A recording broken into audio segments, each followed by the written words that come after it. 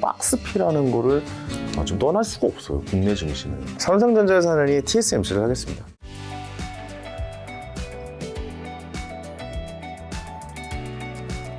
한국에서는 좀 어떤 주식 지금은 사고 그다음 2023년 유망 세트 어디로 보고 계세요? 결국 한국 주식은 사실 솔직히 말씀드리면 잘 모르겠어요. 한국 주식에 대한 관심은 없어가지고. 네. 네, 한국 주식은 그냥 지표로서만 삼성전자나 뭐 LG 에너지 솔루션이나 네. 현대차나 뭐 이 정도만 이렇게. 그럼 미국 주식으로 얘기해 주세요. 미국 주식으로 보면 저는 ARKK도 지금 상당히 지금 그러니까 잘 보세요. 그러니까 경기 침체가 시작이 됐죠. 네. 자, 경기 침체가 시작하고 인플레이션이 돼서 지금 금리가 엄청나게 올랐단 말이죠. 자, 그럼 한번 생각을 해봅시다. 그렇다면은 돈은 은행으로 나갈 거란 말이죠. 맞습니다. 돈을 지금 가지고 가잖아요. 그러면 어디에 돈이 안 몰릴까요, 가장? 그걸 한번 생각해보죠. 어디에 돈이 가장 안 몰릴까요? 성장주 이런 그쵸? 네. 성장주는 일단 발산해야겠죠. 성장주보다 더 돈이 안 몰리는 곳이 어딜까요? 꿈을 먹고 사는 주식. 그렇죠. 꿈을 먹고 사는 기업들은 박살이 납니다. 거긴 뭐 이제 네. 끝나는 것도 있겠죠. 그렇죠. 꿈을 먹고 산다는 건 어떤 표현을 구체적으로 설명드리면 바이오라든가 뭐 이런 혁신을 뭐 약간 야 이건 인생 이제 인류를 바꿀 만한 기술인데 아직 뭔가 없어. 막 이런 거 있잖아요. 막 인류를 바꿀 뭐 바이오라든가 뭐 아까 말씀드렸던 뭐 자율주행 관련돼서 뭐 이런 주식이라든가 그다음에 뭐 미래 뭐 어떤 뭐 자율주행 칩을 만드는 회사라든가 뭐 이런 회사들 특히 바이오가 지금 제일 박살이 나 있는 실정이에요. 그래서 저는 사실 이 비겁한 지점을 바이오를 좀 째려보고 있긴 해요. 지금 ARKK 이제 저는 개인적으로 ARKK 아크 인베스트먼트 이 ETF를 좋아해요. 왜냐하면 혁신을 하는 회사이기 때문에 저는 아크 인베스트먼트에서 하는 그 ETF들을 좀 저는 개인적으로 좀 위험한 투자라고 해서 저 안에서는 위험한 투자라고 하고 있거든요. 그 ARKG나 ARKK 같은 경우는 지금 박살이 나 있습니다. 지금 전고점 대비 거의 뭐 한 80% 90% 빠져 있을 거예요. 네, 지금 제가 ARKK를 120달러에 팔았거든요. 지금 30달러 안 될 거예요, 지금. 네.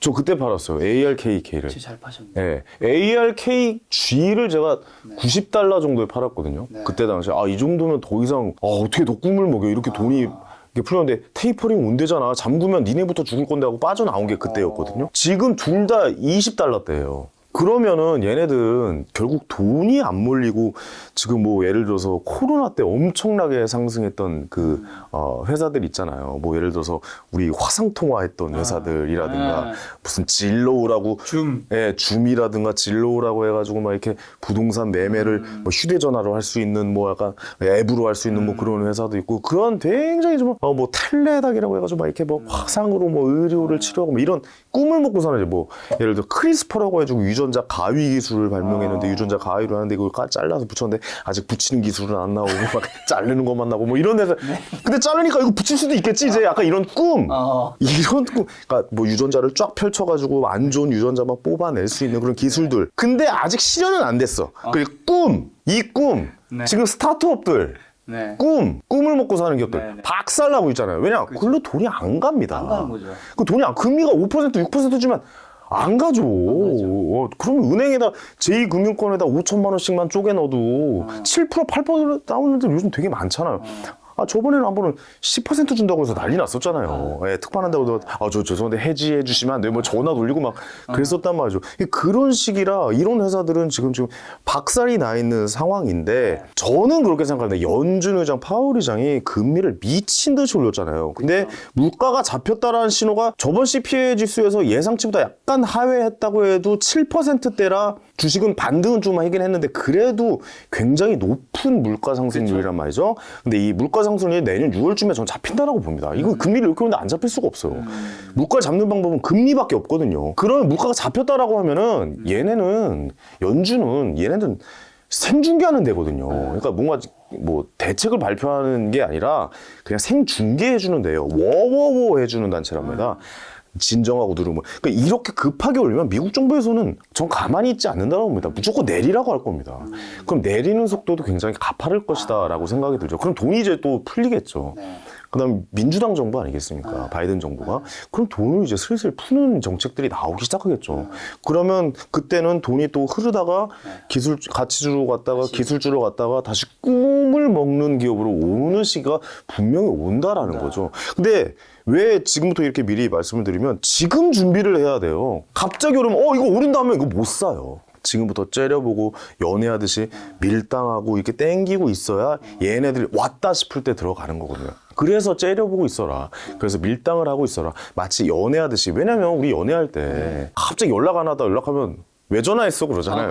예. 근데 평상시에도 연락 카톡도 자주 하고 뭐 밥 먹어서 뭐 어디 뭐 어떻게 야 뭐 어디 한번 봐야 되는데 뭐 이러는 걸 해놔. 야 저 한번 봐야지. 밥 먹어야지. 야 뭐 해야지. 야 저 누구 만난대. 누구 생일이. 야 너 오늘 생이잖아. 이런 연락을 평상시에 해놔야 만날 수 있다라는 거죠. 그렇죠.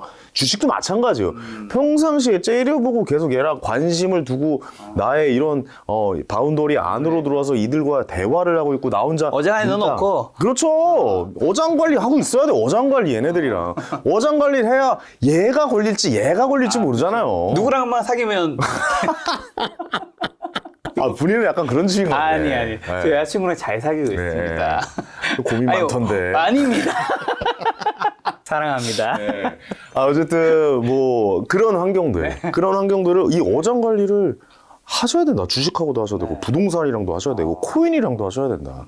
하루 종일 그 생각을 머릿속에서 맴돌고 이 생각들이 머릿속을 돌아다니고 휘젓고 다녀야 돼요. 여자친구처럼. 저는 그래서 반드시 이런 회사들을 미리미리 준비를 하셔야 공부를 하고 계셔야 그러니까 이게 계속해서 이 밀단하고 계셔야 왔을 때 들어갈 수 있습니다. 왔을 때. 예, 왔을 때 가죠. 예, 왔는데도 몰라요. 테슬라 지금 왔을 수도 있잖아요. 근데 이거 그렇죠. 근데 지금 같은 경우는 사실 지금 사람들 안 쳐다보죠. 지금 못 쳐다보죠. 왜냐면 안 보는 거예요, 일부러. 짜증나 하고. 왜냐면 물려 있거나 거기 돈이 들어가 있으면 보기도 싫거든요. 그리고 내려올 때 정말 많은 개인 투자자분들 많이 물을 타고 사셨더라고요. 그렇죠. 내려오는 길에서. 예. 그거는 어떻게 왜 그런 거냐면 가격만 보고 들어간 거예요. 이 가격 이렇게 떨어졌는데 이 정도면 많이 떨어졌네. 전보다 20% 떨어졌는데 30% 떨어졌는데 전고점대비 이 정도 떨어졌으면 들어갈 만하는데 그건 단순한 생각으로 주식이 되는 거라면 뭐 다 부자 되죠. 예. 그래서 이런 시기를 덮어놓고 계시지 마시고 지금부터 더 관심을 가지셔야 될 때다. 동트기 전입니다. 동트잖아요. 그 해 금방 올라와요. 대표님께서는 이제 고점 근처에서 떠나셨는데 지금 이제 저점 밀당하고 근처 있죠. 지금 다가오고 있는 건 확실하네요. 누구랑 사귈지 몰라요. 어쨌든 밀당하고 있어요. 예. 결국엔 누군가랑 사귀겠죠. 그렇죠. 뭐. 근데 결혼해서 진짜 연애를 못해서 얘네들과 연애해야죠. 그렇죠. 주식들과 연애하고 부동산이랑 연애해야 됩니다. 그러면 지금 대표님은 내년에 연준에 이제 파월의 금리 인상 이제 멈추고 인하할 거라고 보는가 보네요. 당연히 인하해야죠. 내년에 인하한다고 보세요? 내년에 인하는 못 한다고 보시는 의견도 되게 많다. 그것까지는 못 맞추겠어요. 그것까지는 못 맞추겠는데 저는 분명히 일단 완화는 일단 기본적으로 할 거고요. 어디까지 올리려고요? 기준금리를 10%까지 올리려고요? 미국 빼고 다 죽으라는 얘기인데요, 그러면? 그치. 미국도 죽을 수 있어요, 그렇게 되면은. 그거는 있을 수가 없는 일이고. 저는 5% 이상은 안 갈 거라고 봐요. 5%에 갔다가 한 뭐 3달에서 6개월 정도 유지하겠죠. 유지하다가 저는 분명히 압력이 있을 거라고 봅니다. 예. 연준이라고 해서 뭐 이 지금 상황에 그 사람들의 목소리가 굉장히 커질 때는 분명히 뭔가 좀 조치를 취해줘야 되는 게 없거든요. 그러니까 연준이랑도 미국 주식이랑도 이 상관관계가 분명히 있잖아요. 그렇죠. 예, 그리고 미국 주식은 사실 일반 국민들의 연금이 들어가 있는 주식 아니겠습니까? 국민들이 다 그 미국 주식을 밑바탕을 깔아주고 있는 상황이기 때문에 그 주식을 한없이 떨어뜨릴 수는 없을 거라고 봐요. 그렇다면 어느 정도 방어는 해주겠죠. 저는 그렇게 봅니다. 예. 자, 그럼 내년에 굉장히 증시가 좀 좋게 보시는 부분이 있는데 2023년 그래도 안 좋은 섹터는 어디를 보세요? 이 섹터는 이제 별로일 것 같다. 그것까지는 제가 전망 못 할 것 같아요. 예, 뭐 저는 좋은 섹터만 좀 말씀을 드리고 제가 관심 있는 거는 제가 좋아하는 섹터만 말씀드리는데 안 좋아하는 섹터는 그냥 다 안 봅니다. 예. 제 성격 아시죠? 네네. 그냥 안 보면 그만이에요, 그거는. 예. 그걸 다 할 수는 없어요. 그렇죠. 난 전문 트레이더가 아닙니다. 예. 나는 하루에 뭐 몇십 번씩 매매를 하고 뭐 그러는 난 증권회사 사람도 아닙니다. 개인 투자자입니다. 게다가 초보 투자자입니다. 그걸 어떻게 다 알아요? 안 좋은 섹터를. 안 좋은 섹터는 저기가 저 보컬이나 김종봉 씨한테 가서 물어보면은 예, 많이 아친 분이 알려줄 거예요. 있으셔서 이야기 막 하는 겁니다. 예. 아니면 저기 이베스트 증권의 염승환 이사님이나 뭐 네. 이분들한테 여쭤보면 알겠죠. 그것까지는 잘 모르겠어요. 자, 그럼 아까 전에 ARKK랑 ARKG, 그 다음에 이제 애플이랑 테슬라 얘기해 주셨는데, 네. 그 밖에 뭐 미국 주식 중에서 매력적으로 보고 있는 주식이 또 혹시 있으신가요? 엔비디아죠. 엔비디아. 네, 엔비디아도 엄청나게 좀 많이 하니까 좀 반도체 좀 수급이 좀 안 좋아서 반도체 사이클 자체가 지금 안 좋아서 좀 멈춰 있긴 한데 뭐 바닥을 찍고 약간 좀 올라오긴 했는데 엔비디아가 역시 자율주행과도 연관이 있는 반도체 칩을 만드는 회사잖아요. 그러니까 테슬라, 애플, 엔비디아 요 세 개가 지금 어떻게 보면 스마트폰을 쓰는 사람들 중에 우리가 애플이랑 구글 걸 쓰잖아요. 다 이 양대 산맥을 구축할 수 있는 회사가 요 세 회사 중에 전 나올 수 있을 거라고 보거든요. 안 나오더라도 엔비디아에서 반도체 팔겠죠.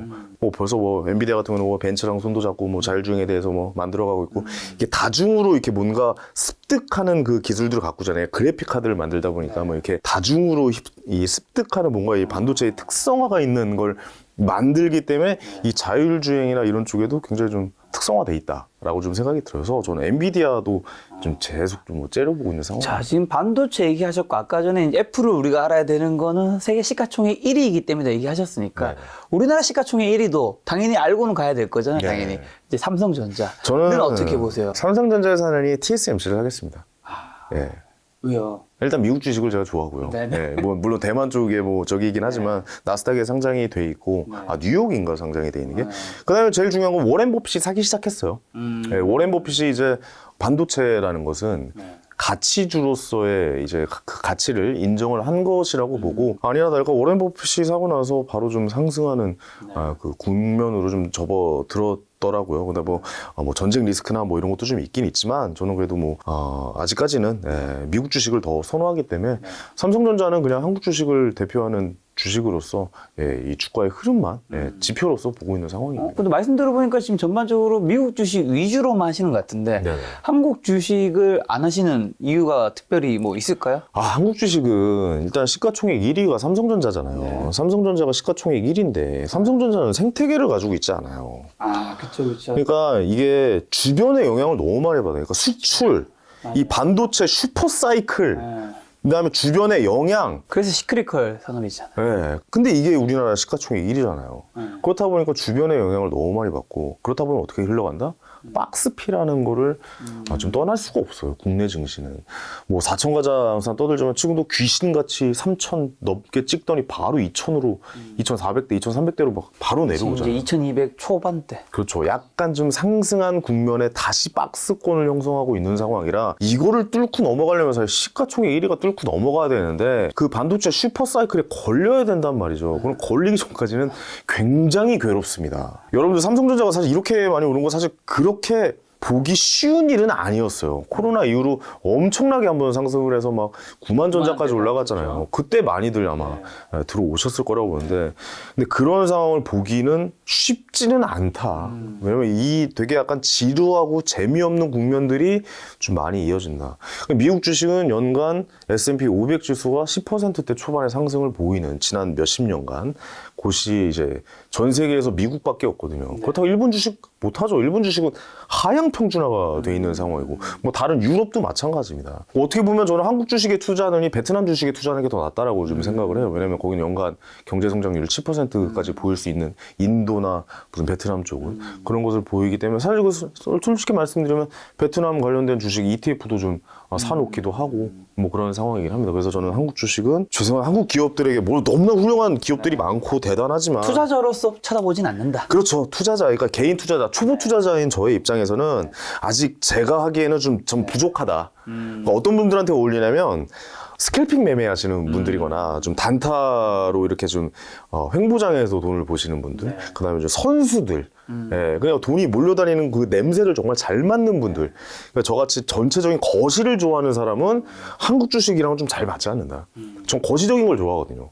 거시적인 측면에서 바라고 전체가 시스템이 이렇게 흘러가겠구나, 이런 그림을 그리고 가겠구나라는 것을 예상을 하고 밀가루, 대두 가격까지 찾아보는 사람이기 때문에 저에게는 한국 주식은 맞지 않다. 해봤더니 잘 안 되더라 라는 결론을 얻었어요. 그래서 저는 딱 저한테 맞는 투자만 하자라는 주의거든요. 그래서 아까 뭐 다른 주식에 안 좋을 거라고 하는 주식을 저는 그래서 아예 몰라요.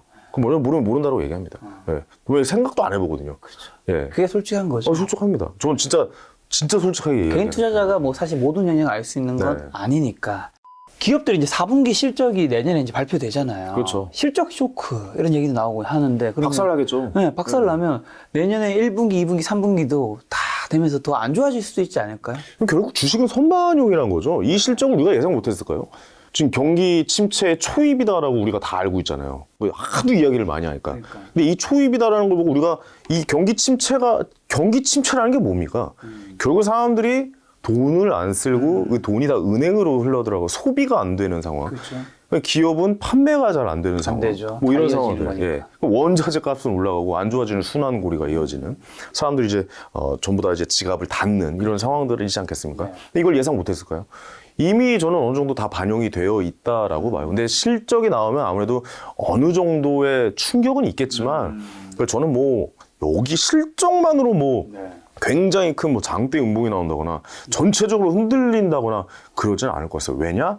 어느 정도 예상을 하고죠. 주식이라는 게 되게 웃긴 게 올 연초에 CPI 지수가 7%대가 나왔다고 한번 생각을 해보죠. 네. 그러면 다들 패닉 왔어요. 그렇죠, 그렇죠. 그때 서킷 브레이크 걸리고 난리 났을걸요? 네. 진짜 이게 말이 돼 이러는데. 근데 8.2% 나오고 그 다음 달에 7.1% 나왔더니 환호를 치려고 사람들이 주식이 오른다고. 그 실제 주식이 올랐고. 그렇죠. 이게 주식이에요. 그러니까 어떤 예상하지 못한 일들이 벌어졌을 때 충격이 시장에 오는 거지. 그쵸. 예상할 수 예상하는 있는, 거면- 예, 예상할 구간에 있는 충격이라면 실적 당연히 경기 침체는 실적이 안 좋다는 건 누구는 뭐 지나가는 개도 알다시피 한 그 내용들이잖아요. 그리고 저는 어느 정도 이거는 충격 완화, 옷을 입고 있다. 예, 저는 이렇게 봅니다. 주식시장을 좀 정리하는 마지막 질문으로 2022년 주식시장 좀 돌아봤을 때 기억에 남았던 현상과 거기서 얻은 뭐 교훈 한 가지 정도 있다면 뭐 있을까요? 아니 그러니까 이 경제라는 게 경제주의 다 연결고리가 이렇게 다 꼬리꼬리에 물고 있잖아요. 그러니까 이게 와 저는 지금 부동산 시장 보고도 좀 깜짝깜짝 놀래고 주식 시장 보고도 깜짝깜짝 놀랐는데 불과 지금 우리가 겪은 일들이요 불과 한 2년 정도 남짓한 일들이에요. 2020년 3월 이후로 코로나 때 그 엄청난 하락장 기억나시죠? 지금 2022년 내년 2023년 3월 이제 앞두고 있잖아요. 그럼 불과 한 3년, 2년 반, 뭐 3년 하락하고 폭등하고 예, 예. 다시 폭락하고 그렇죠. 뭐 진짜 이렇게 올라갔다 이렇게 떨어지는 이 구간들을 마주하고 있다는 거죠. 저는 그래서 이게 단순히 야 이렇게 올랐다 이렇게 떨어졌네. 아 떨어질 때 잘못 물렸네 해서 끝나는 게 아니라 이거 지금 경제 공부하기 진짜 좋은 시기예요. 왜냐면 되게 단시간 안에 상승장도 경험해보고 하락장도 경험해보는 지금 시기잖아요. 그래서 저는 지금 사실 너무 즐겁습니다. 야, 내가 이런 장을 경험한단 말이야. 왜냐면 저는 그게 약간 2008년도에는 연예대상 나가기 바쁘고 개그 콘서트 하기 바빴지 경제 공부를 이런 시장을 쳐다보지 못하고 있는 시장이었단 말이죠. 근데 경제 공부를 2014년부터 하기 시작해서 이런 시장을 처음으로 경험해 보는 거예요. 2011년도에서 2020년도는 되게 좀 잠잠했어요. 경제 핫 이슈는 없었잖아요. 뭐 2008년도 서브프라임 모기지론, 1997년도 IMF 뭐 닷컴 버블 이런 건 없었잖아요. 약간 좀 무난하게 갔다가 2020년 3월을 만난 거죠. 코로나를. 그러다가 갑자기 양쪽으로 헬리콥터만이 돈 왕창 뿌리고 돈이 막 풀려서 부동산이 이렇게 오를 수가 있어? 주식이 이렇게 오른다고? 아니 비트코인이라는 게 이렇게 올라? 이런 걸 경험하고 나서 아니 이렇게 부동산 시장이 갑자기 박살이 나나? 주식이 이렇게 박살이 나? 이게 말이 되나? 비트코인 지금 뭐 이거 먼지 되겠는데? 이런 거를 지금 겪고 있잖아요. 저는 이게 너무 신기하고 너무 재밌어요. 너무 흥미진진한 경제 상황이다. 그래서 이거를 단순하게 그냥 아 이런 거 나 지금 망했어 뭐 잃었어 이런 걸 넘어가지 마시고 이걸 다 몸으로 체험하는 시간으로 우리가 그동안 책으로만 봤단 말이죠. 이런 일들을. 근데 지금 그래서 저는 이 모든 걸 하나하나 다 기억하려고 다 뇌를 열고 진짜 다 저장하고 있습니다. 다. 아, 이럴 때 이렇게 대응을 했었어야 되구나. 그래서 저는 그 책에다가 좀 적고 있어요. 자필로. 아, 이럴 때 이렇게 가고 테이퍼링이라는 단어가 나올 때 이렇게 움직이고 금리가 1% 올랐을 때 이런 현상들이 벌어지고 이런 것들 있잖아요. 이런 걸 다 매뉴얼화 시켜놓고 있어요. 왜냐? 너무 신기하잖아요. 이건 책에도 안 나오고 저만 알 수 있는 물론 다음 이제 경제 위기나 아니면 뭐 다른 어떤 상황에서 어떻게 벌어질지 모르겠지만 이런 걸 토대로 다음 걸 예상을 할 수가 있는 거잖아요. 그렇기 때문에 되게 좋은 중요한 시장이다. 절대 이 시장을 떠나시면 안 된다. 지금 떠나면 끝나는 겁니다. 그 실패 끝 투자 시장에서 아웃. 지금 돈을 이렇게 되는 잃었어도 거죠. 지금 떠나는 건 아니다. 그렇죠. 지금 떠나는 건 아닙니다. 지금 오히려 더 관심을 갖고 더 째려봐야 되는 시장이 지금이다라고 좀 말씀드릴 수 있죠. 그래도 흥미진진한 거는 대표님께서 고점에서 나가셨기 때문에 네. 현금이 많이 있으시기 때문에 흥미진진할 수 있지 않을까. 저같이 이제 물려있는 분들은 흥미는 진진할 수는 없어요. 그렇죠. 네. 공부는 되지만 피가 말리죠. 네. 아니 지금 내 아파트도 많이 떨어졌어. 비슷해. 전세가 23억 가던 게 지금 13억이에요 지금. 아 진짜. 네. 10억이 빠졌어. 용산 나 지금 아파트가 23억 전세 호가가 네. 지금 13억인데도 안 나가요. 자연스레 네. 부동산으로 가겠습니다. 네, 가시죠.